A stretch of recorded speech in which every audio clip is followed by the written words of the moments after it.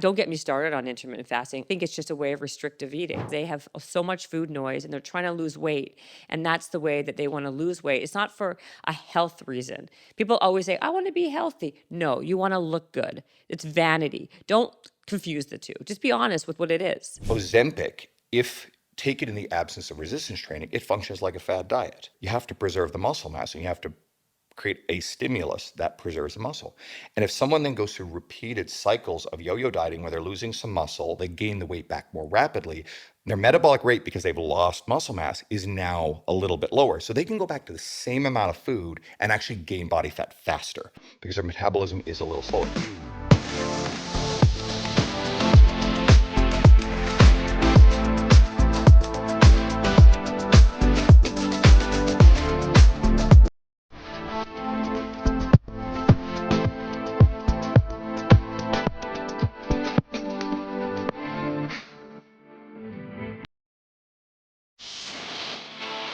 It's all adaptogens and it's Okay. super high quality, all organic. It's by a company called Magic Mind and it's really good for your brain, cognitive, cognition, being alert, focus, productivity, all the things. So we shake it on the show and then we just take it, we just like swig it back. Done. Okay.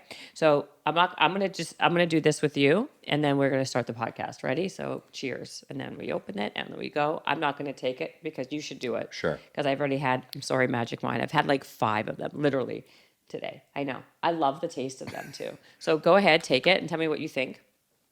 And then we can kind of Let's find out. Bottoms up. bottoms up. And all the stuff on the bottom. So you may have like not gotten all the like good stuff. But it's, tell me how you feel afterwards. It's like it's like really tasty. So you're right, it is tasty.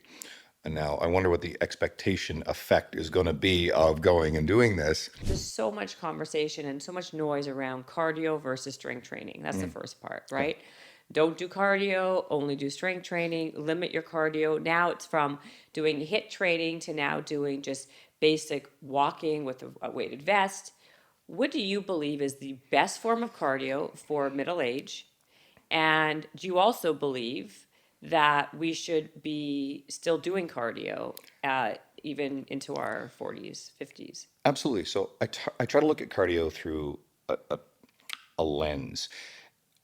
Especially as we get into our 40s, we should be really looking at this for metabolic health, all right? So cardiorespiratory metabolic health. It's great for that. 2, we also look at, do we still have performance goals? So some people will also want to do recreational or even like high level sporting stuff. So the type of conditioning that you choose, I like the word conditioning, is, right? Conditioning would be a little bit more tactical than just general cardio, but cardio is the word that everybody uses. So you want to take, so basically the word conditioning for you is a synonym for cardio. I don't, That's okay. that's we can go with probably that. not fair either. I guess conditioning is probably more deliberate and is more tactical and it's more specific. Like I think of conditioning as if you're an athlete and you're conditioning your body. Absolutely. You Yeah. know what I mean? Totally. To a purpose, right? To a Whereas purpose, yeah. For a cardio, I purpose, think, yeah. is a bit more general, but there's enough overlap that we're Yeah, playing tomato. we're playing in Who semantics. cares, Yeah. Andrew? Let's just say cardio for the sake of the Sure. fact that the word works. So we're doing cardio for performance, right? Yeah. So a lot of people are still interested in whether they're a recreational marathon runner or they want to participate in, they're pickleball players, right? So do you have the cardiovascular stamina to go out and actually do the things you want to do? So let's look at, here's your motivators for cardiorespiratory health, for conditioning for life. Then there's fat loss, okay? Okay. You get fitness professionals who say that resistance training or cardio are not very good for fat loss. And it's like, I haven't heard resistance training. well, there are people say that too. And the problem with that message, I mean, they're grasping at like technically true things that aren't very helpful, because if you're discouraging people from doing these things, these effects tend to be overstated. But if you are lifting weights, the recovery from resistance training increases your metabolic rate as you recover, probably a 2-day effect. We are also burning calories while we're working out. Cardio will burn more calories per unit of time. Strength training will burn calories. It's better than sitting on the couch, right? And then also, the more muscle you have, the more calories you burn at rest. Now, that effect gets overstated. It takes a fair bit of muscle to be, like me versus you, I burn more calories at rest. There's a big disparity in our body weight. Yeah, right? and you're also so muscular. Like that's exactly the true people. This is what you're saying right now is the loops that we all hear all the time, Yeah. right? Having more muscle on your body helps you burn more calories at rest. Okay, let's go through that then, because like, well, how much muscle do you really need to have to actually burn that much more calories versus doing cardio and burning more calories in that particular moment? So if we're going to take the long view, what you said, we want to build and we want to maintain muscle. So people talk about building. As we get older, we lose muscle mass, especially if we don't have a stimulus on muscle to preserve it. So the extreme example is when we shoot astronauts into space, what ends up happening when they come back down after a few months? They lose muscle mass and lose bone mineral density. Why? There's no gravity. What does gravity do? It's stimulus on our body's tissues that preserves muscle and bone. And then if we go above and beyond that and actually actively lift weights, provide resistance, it strengthens bone and strengthens muscle. But if we get someone who's very inactive over time, they're not going to maintain muscle mass. And as they get older, we lose muscle mass again. Sarcopenia, age-related muscle loss. It's actually a big problem when it comes to older adults. And then we get into risks of, well, if bone mineral density drops, which women are actually more vulnerable to postmenopausal because of hormonal changes, and I'm not getting into the depth of that, I'm not the expert there, but it's a real thing, then we're at increased risk of falls. So if someone also has less muscle, less motor skill, and less, and they're more prone to falling, and then they have weaker bones and less cushioning when they fall. If you suffer a femur or a hip fracture, I don't know the percentage, but a substantial number of people literally, like the fall will kill them.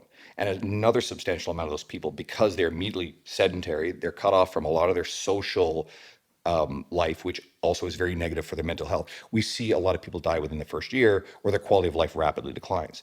Right? So long term, that's just one of the major incentives to maintain muscle. But also for your metabolic health, the more muscle you have, yes. The effect of a little bit of muscle. So an average person, let's say a woman who puts on 5-6 pounds of muscle. Okay, the difference in the calories she burns on a daily basis is actually be kind of small. But it's not whether we gain more muscle, we stay the same. It's preventing losing it. Because as we lose it over time, especially the people get caught in these cycles of yo-yo restrictive dieting, which if someone's just really restrictive and they're not maintaining protein, they're not resistance training, then they can actually lose, of the amount of weight they lose, a significant portion can be muscle mass. We're seeing this now with Ozempic. Yeah. And Ozempic gets demonized, and people are going to have strong emotional reactions to Ozempic, whether they think it's cheating or it's like this wonderful thing that helps people.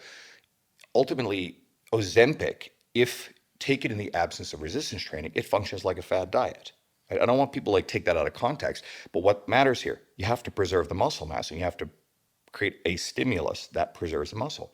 And if someone then goes through repeated cycles of yo-yo dieting where they're losing some muscle and then they can't keep it up anymore, and then they don't just go back to maintenance. They were gaining weight in the first place, and then they go and they fall off the rails and then they start eating a lot of calories. Well, they gain the weight back more rapidly. Their metabolic rate, because they've lost muscle mass, is now a little bit lower. So they can go back to the same amount of food and actually gain body fat faster because their metabolism is a little slower. It's a moving target. It's not static. And so you repeat cycles of that. And if you gradually lose more muscle mass, guess what? It becomes harder and harder and harder to keep body fat off. And over time, if you're inactive, gaining a lot of body fat, your metabolic health risks go way up. Yeah, well, Ozempic is a very controversial thing for all those reasons, right? My question is, if someone's taking Ozempic, but they're still working out and doing weight training, what happened? Do they still lose muscle mass? So as I understand it, and I think there are people who are better experts than me at this stuff, but it should be roughly equivalent to the person who diets but is also resistance training, because Ozempic fundamentally does one thing. It blunts appetite, so you're eating less calories. So if you equate the Yeah. person who is dieting, traditionally reducing calories, they're maintaining protein and they're working out, versus the person who takes Ozempic, their hunger signals, the food noise is diminished, an equivalent amount of calories, the resistance training, they should, as I understand it, preserve about the same amount of muscle mass. Okay, so they function fairly similarly because Ozempic just makes people eat less, lower appetite. Does it also, though, from what I understand with it, is your body can acclimate to it. So the more you take it, the less it has the effect. Like maybe when you first take it, maybe your hunger dissipates a lot. But as you take it, your hunger is not as it's not, you kind of gain your appetite back a little bit. It makes sense. That's sort of that's the limits of my knowledge on the Yeah, topic, because okay. I have a couple of medical doctors who are really smart about this stuff, and I tend to defer to them. Yeah. So for me, that particular piece of info, you know more than me. Yeah, really? Yeah. Oh, okay. So let's not talk about that. I'll be the expert on that. So that's what I've actually heard. I've heard that that is something that happens. I also heard that people get exceptionally tired on Ozempic and their energy levels diminish, where then that's why they can't do the workouts or the strength training to the same level that they were doing before, even if they were doing it, because they're so tired and they feel like shit. Which is another thing I was going to say, which is interesting, is I don't think enough people talk about just that malaise and exhaustion that people are getting from Ozempic. They talk a lot about Ozempic face. They talk a lot about not being able to maintain muscle mass. No one really talks about the other, like most people I know who are on it have the side effect of low energy and exhaustion. And people would rather, let me just finish this. Sorry. And people would rather be lethargic and or nauseous, or a combination of both, but be thinner, versus feeling better but having being a few pounds heavier.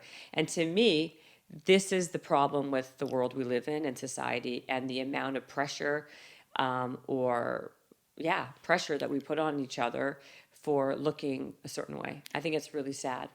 I have a feeling, I mean, again, I don't know the actual data on this, but I have a feeling if you take someone who, again, has a lot of food noise, like they're always thinking about food, Yeah. their hunger hormone signaling is basically dysregulated through whatever is going on, right? Genetically, or just like years of Yeah. their lifestyle. And then you shut off that noise. They're probably not very good at having a good relationship with eating nutritional food at a regular interval, because they're motivated to eat for sustenance. They're probably like always just thinking about like food. All of a sudden you turn that off and you no longer have the signal, anywhere near as much signal for appetite. So Yeah. they're probably on some level over restricting the amount of food they eat. They drop weight rapidly. And we know as well, like Ozempic face, if you get someone who diets down a lot, if you see bodybuilding competitors, their faces become very like gaunt, because literally the fat in their face starts Yeah. to drop, right? Well, I also think a lot of people who enter the fitness space, and you can probably, your friend who's sitting over there, she can probably respond to this, that a lot of times it's because the people who have a lot of food noise and a lot of like body dysmorphia or image problems, or they have a psychology around food or disordered eating, go into the fitness space because it's a way of controlling it and because they're obsessed about it. Now, by the way, I'm going to speak about myself for a second, because when I was, I was hardcore into the health, into fitness, and I went into it because I had like an obsession with with fitness, and like looking a certain way and being fit, being really fit, where it's like a vicious cycle that's like in your like that's just what happens. Would you say that happens in your? Absolutely. I would say that people that kind of come out of like eating disorder space, or like, poor relationship with food, bodybuilding is super appropriate because it's like a healthy version of extreme control. Exactly. The healthy version of, so if you can't hear her, it's exactly what I would call it. It's a healthy version of extreme control, when you're putting your career in the place where you can do the thing that you are like, honestly, like psychotic about. I mean, it's like also people who become shrinks, right? The people who become psychiatrists are usually the ones who are mentally the most fucked up, right? Like, it's kind of like the irony in life. I find it very interesting. But then it becomes a situation where you then like you have to get out of it because it becomes so over consuming of who you are. I'll give you another example of this Okay. phenomenon: intermittent fasting. Oh, Right. by the way, don't get me started on intermittent fasting. I could not agree with you more. I think it's just a way of restrictive eating. It can. I mean, I think. Yeah, you can and, say it's autophagy and all these other things. and It gives people a reason and an excuse to limit Yes. the eating window, so you're eating less calories. And the people that I know who are doing it, again, not everybody. I can never paint everybody with one brush, but I would say a lot of the people that I know are doing it is because they have so much food noise and they're trying to lose weight. And that's the way that they want to lose weight. It's not for a health reason. People always say, I want to be healthy. No, you want to look good. It's vanity. Don't confuse the two. Just be honest with what it is. It presents as a very socially acceptable way to have an eating disorder. Now, I will not demonize Yes. it unilaterally as bad, but That's a good way of putting it. it can be attractive to people who have that disordered eating relationship and may be prone to restriction binge cycles. And then what we have is we have a daily way of, we've dressed it up in this sciencey sounding way to say, oh, it's intermittent fasting, it does all these things. Meh.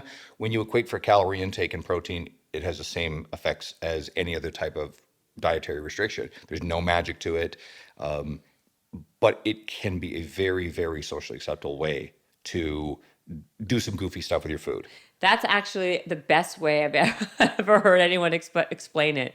It's a socially acceptable way to do goofy things with your food. And then you can have a lot of experts, and believe me, all these fasting experts, and I've had a lot of them on my show, talk about, oh no, it changes the body composition and it's about autophagy and your body needs to be, we feed our bodies too much. We need to be starving our bodies for a certain amount of time to like let it repair itself. I've heard all of it in every way, up, down, sideways. And like everything else, the pendulum always swings one way and then it swings the other way. It used to be eat 5 meals a day, because if you eat 5 small little meals a day, your metabolism will be revving. You'll keep your, you know what I mean? Like there'll always be a reason and an excuse why that particular way of eating is the best way of eating. And then we demonize it, and then we bring in the intermittent fasting, or we bring in the ketogenic, or we bring in the this and the that. And then keto is not extreme enough anymore, so then we get into carnivore dieting. And then carnivore is not extreme enough, so then it just becomes like organ meat and sunning your butthole and all these other sort of weird things. Exactly. Yeah. Did you ever hear the one? Yeah, organ meat's like the big one now. Like that's what people are doing now. And by the way, even that guy, what's that wackadoo guy, Liver King or whatever, King. who was like, oh, look at me. All I do is eat, meat. Is that what he did? Meat and liver? Organ meat. Organ meat. Yeah, of course. And he's like, look at me. Look how shredded I am. Yeah. You look like that because you're on pounds of steroids daily. I don't want to look like him. And I don't want to look like you anyway. This is not nice. So this will be an ad hominem, but you can smell him through the internet. Oh yeah. Right? Like who wants to look like that? Anyway, I know. I'll leave it at that. People do. Yeah. Well, I think people will go to any extreme to lose weight. Like that, to me, this is what it kind of like circles all the way back to, I hate to say it, like the Ozempics of the world, like who would rather be nauseous and or exhausted than to, have another 5 pounds of weight on them. Like people would rather feel like shit all day than to look fat. It's really kind of crazy to me. And I think it's who's coming in, because I look at the person, I've worked with some people who are on it, and the person who is staring down prediabetes, who Totally different, the food, yeah, and that's why. Yeah, that's why I think like it's like anything. It's like nuance, right? The person who has always had food noise for their entire life, who is staring down the barrel of the gun of prediabetes and diabetes, who for whatever reason has just simply been unable to find consistency with what we would consider healthy nutritional lifestyle that maybe you and I found easier, and we take for granted just how hard it is for them. And no, it's hard believe me, I said I put myself in that boat. Like to me, I was obsessed. I am still, by the way. I'm not saying I was. I love to eat. It's my favorite pastime on the planet. I think about food constantly. I'm always thinking about my next meal is, what I'm going to be eating, how I can eat it. Like it's a whole symphony in my head all the time. You have a boundary around it though, don't you? I have a what? A boundary? You have a boundary around it. Like, because you obviously don't eat unrestrained, whatever you want. Well, no, that's my discipline. So what I've done is create a lot of like parameters around what I eat, because I know I have this crazy like love for food. So I eat very much the same things all the time. I have a very strict morning routine of what I eat. I won't allow myself, and you can say whatever you want. No, you can't like restrict. Yeah, I can, because I know my personality. This whole idea of like, well, eat in moderation. I don't have that button in my head where it's like, oh, I can just have 4 chips. No, I can't. I can just have 4 almonds. No, I can't. If I even taste a chip, I will eat 9 bags of chips. If I have 1 almond, I'm going to have 9 pounds of almonds. That's just my personality type. I'm an exceptionally extreme person. So why I'm even saying this is like, I think none of this is like a one size fits all. When people are saying things like, oh, you know what? Like, it's because you are restricting yourself and then that's why you binge. No, I'm restricting myself because I know my personality is such an extreme where I don't have that like thing in my brain, that neurotransmitter doesn't like fuse or work where I can just stop. Even if I just eat a little bit, I don't have that ability. So my thing is, people should have enough self-awareness to know where their triggers are, what they do, and then create parameters. Like that's the only way to have success.